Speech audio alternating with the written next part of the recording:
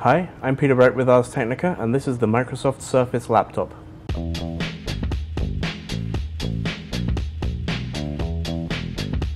Microsoft has been building computers for a few years now, and they've always been laptop-like, but this is the first time that Microsoft has built an actual laptop. And it really is just a laptop. The keyboard doesn't come off, the screen doesn't fold back. It is a very traditional, very conventional clamshell PC. Pricing starts at $999 for the 4 gigs, 128 gigs, and the i5, and it goes all the way up to $21.99 for the i7 with 16 gigs of RAM and 512 gigs of storage. Every Surface laptop has a 13.5-inch touchscreen. I would not buy the 4 gig version under any circumstances. I've been using the Surface laptop for a few days now, and in terms of building a conventional laptop, Microsoft has done a decent enough job. The weight is good at 2.8 pounds. It's very thin. I think it looks pretty good. The keyboard is closely related to the type covers used for the Surface Pro. We've known for a few years that they're actually really nice keyboards with a nice crisp key feel and a decent layout. And so too on the Surface laptop. It's firm, it's solid, and it's stable, and the keystrokes feel good. As we've come to expect from the Surface brand, the screen on the Surface laptop is very good. It's not quite as high resolution as some of the others at 2256 by 1504, but it's crisp, it's bright, it's a 10-finger touchscreen, and it has pen support. One of the things it hasn't included is a 360-degree hinge.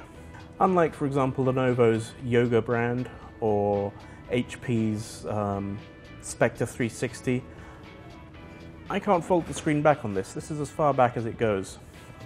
So although I can use the pen on it, the pen $100 extra, and I can use it and I can draw on the screen and annotate and sketch, it's actually pretty awkward to do because I have to lean over the keyboard and I can't lay it flat, I can't wrap it round to make it into a sort of tablet. It technically works, it's just not very useful. The screen is also a touchscreen, and that's actually much more useful. I've grown to become very accustomed to using Windows on a touchscreen laptop, so even if I'm not touching it the whole time, I'll just reach up and scroll things, tap buttons in dialog boxes, that kind of thing. That's all fine, but the pen support is not useful. Another weakness, I think, of the Surface laptop is shared with the Surface Pro. The connectivity is not great. On one side we have a full-size USB 3 Type A port and a mini display port with a headset jack, and on the other we have Microsoft's proprietary Surface Connect. And that's it for connectivity. We don't have USB Type-C, we don't have Thunderbolt 3. USB Type-C and Thunderbolt 3 are both in their infancy, but for a premium system in the year 2017 that Microsoft reckons will be used for 3 or 4 years, we think that systems should have both of these features. Although the hardware isn't abundant now, 3 or 4 years down the line would be quite surprised if it wasn't. Every system has a 720p front-facing camera with Windows Hello facial recognition to log you in. The Surface laptop's interior is lined with Alcantara, a synthetic, supposedly very hard-wearing, pleasingly soft to the touch fabric.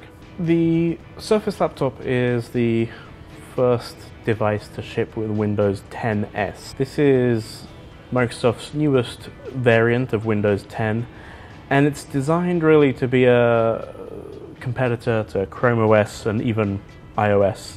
Unlike every other version of Windows 10, where you can browse the web, find all sorts of Windows programs, download them and install them just fine, Windows 10s will only run software from the Windows Store. That means that there's not a whole lot of software available for it. Microsoft has put Office in the store, so you get the full version of Office. Apple has promised that iTunes will soon come to the store, but a lot of familiar Windows applications aren't there. So there's no Photoshop, for example, there's no Google Chrome. So until the end of the year, and possibly continuing even beyond that, the Surface laptop can be upgraded to the full Windows 10 Pro at no cost. Use that upgrade and the restrictions are gone, and it can, just like any other Windows 10 PC, run any and all Windows software. So here's the thing, I wouldn't buy any of them.